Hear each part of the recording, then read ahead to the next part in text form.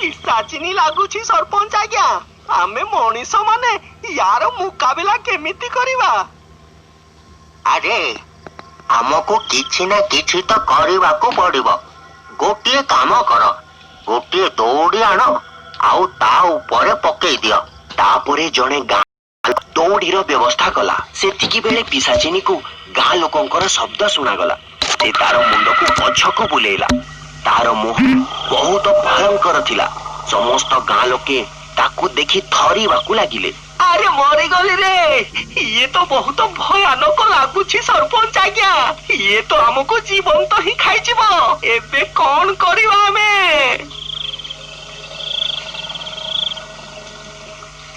ଆରେ ଡରନି, ତା ଉପରେ ଦୌଡ଼ି ପକାଅ ଆଉ ତାକୁ ଧରି ନିଅ। ତାପରେ ଗାଁ ଲୋକେ ତା ଉପରକୁ ଦୌଡ଼ି ପକେଇଲେ ଆଉ ତା ବେକକୁ ଫସେଇ ଦେଲେ।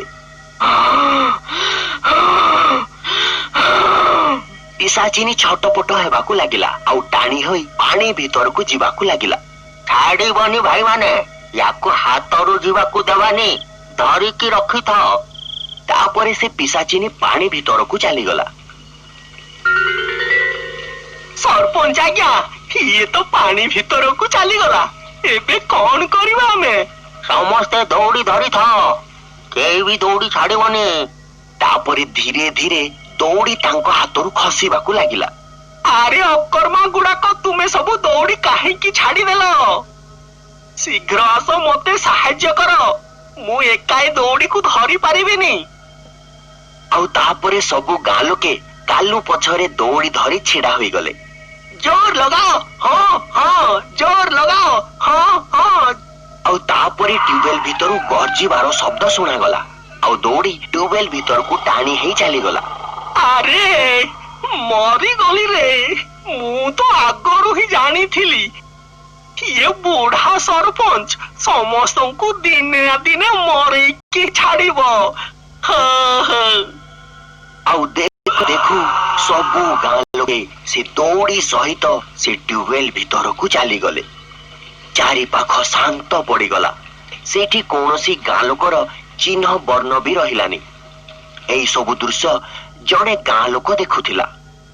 ହେ ଭଗବାନ, ଇଏ କେମିତି ହେଇଗଲା? ଇଏ ଭୂତିଆ ଟ୍ୟୁବୱେଲ ତ ସବୁ ଗାଁ ଲୋକଙ୍କୁ ଗିଳିଦେଲା। ଏବେ କଣ ହବ? ଏମିତି କିପରି ଏ 4 ଫୁଟର ଟ୍ୟୁବୱେଲ ଏତେ ସାରା ଲୋକଙ୍କୁ କେମିତି ବୁଡେଇ ପାରିବ?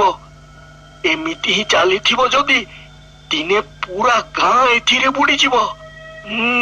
ଆମକୁ କିଛି ନା କିଛି ତ କରିବାକୁ ହିଁ ପଡିବ। ମତେ ଏବେ ସବୁ ଗାଁ ଲୋକଙ୍କ ପାଖକୁ ଯାଇ ୟା ବିଷୟରେ ଜଣେଇବାକୁ ହିଁ ପଡିବ। ତା ପରଦିନ, ଦେଖ ଭାଇମାନେ, ଏବେ ସରପଞ୍ଚ ଆଜ୍ଞା ବି ସେ ଟ୍ୟୁବୱେଲର ଶିକାର ହେଇଗଲେ। ଏବେ ଆମକୁ ହିଁ କୌଣସି ଉପାୟ ବାହାର କରିବାକୁ ପଡିବ, ଯେମିତି କି ସେ ପିଶାଚିନିକୁ ସେ ଟ୍ୟୁବୱେଲରୁ ବାହାରକୁ ଆଣିପାରିବା। କାହା ପାଖରେ କୌଣସି ଉପାୟ ଅଛି ତ କୁହ। ଭାଇ, ମୋ ପାଖରେ ଗୋଟିଏ ଆଇଡିଆ ଅଛି। ରାତି ହବାକୁ ଦିଅ, ସେ ପିଶାଚିନିକୁ ମଜା ଚଖେଇକି ହିଁ ରହିବି। ତାପରେ ରାତି ହେଲା ପରେ ସବୁ ଗାଁ ଲୋକେ ଗଛ ପଛରେ ଲୁଚିଗଲେ। ସେତିକି ବେଳେ ବିକଟାଳିଆ ଶବ୍ଦ ସବୁ ଶୁଣାଗଲା। ତାପରେ କିଛି ସମୟ ପରେ ସେ ପିଶାଚିନି ପୁଣି ଟ୍ୟୁବୱେଲରୁ ବାହାରକୁ ଆସିଲା। ତାକୁ ଦେଖି ସବୁ ଗାଁ ଲୋକେ ଡରିଗଲେ। ଆରେ ମରିଗଲି ରେ, ଇଏ ପିଶାଚିନି ତ ବହୁତ ଭୟଙ୍କର ଲାଗୁଛି ଭାଇ। ଚାଲ ଏଠୁ ଦୌଡ଼ି ପଳେଇବା, ନହେଲେ ଇଏ ଆମ ମଧ୍ୟରୁ କାହାକୁ ବି ଜୀବନ୍ତ ଛାଡିବନି ଭାଇମାନେ।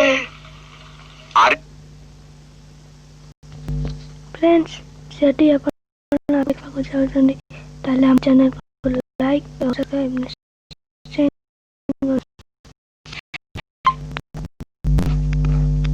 अरे डरनी, तुम्हें समस्ते एठी लुचि